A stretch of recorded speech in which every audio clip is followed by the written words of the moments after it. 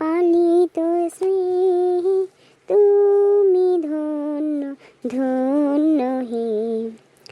আমার প্রাণ তোমারি দান, তুমি ধন্য ধন্য হে। ঘরে আসবো?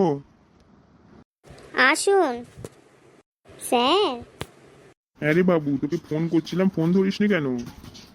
আমি শুনতে পাইনি স্যার, আমার ফোন তো এই ঘরে নেই, ওপর ঘরে আছে, আমি শুনতে পাইনি, একটু জ্ঞান প্র্যাকটিস করছিলাম।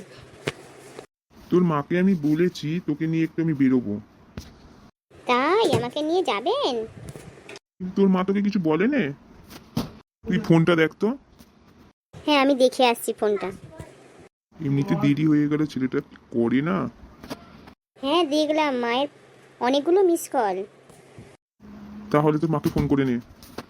ঠিক আছে, আমি ফোন করছি। হ্যালো মা, তুমি ফোন করেছিলে আমাকে? হ্যাঁ বাবু, আমি তোকে ফোন করেছিলাম, তুই স্যারের সঙ্গে যাবি তো যা, ঘুরে আয় একটু, আমাকে স্যার বলেছে।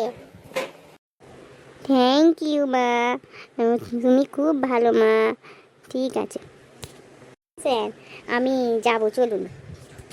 কিন্তু বাবু, তুই কি এই জামা প্যান্ট পরে যাবি? একটু ভালো জামা প্যান্ট পরে নে। ঠিক আছে স্যার, আমি নতুন জামা প্যান্ট পরে নিচ্ছি, ওপর ঘরে আমার আছে।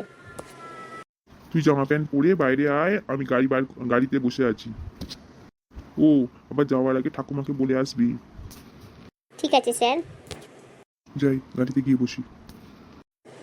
ঠাকুমা, আমি আসছি। ঠিক আছে যা, কিন্তু বাবু সাবধানে থাকিস, আর বাইরে থেকে দরজাটা দিয়ে যা ভালো করে। ঠিক আছে ঠাকুমা, টাটা।